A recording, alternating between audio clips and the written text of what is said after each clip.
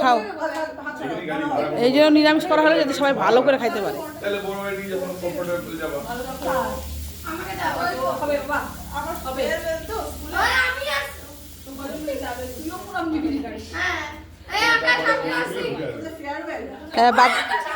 হ্যাঁ বাবাকে কর।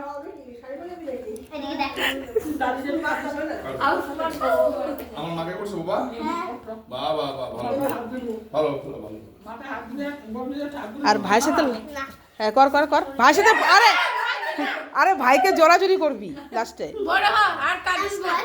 তোর দিদিকে কর, ওই যে দিদি সামনে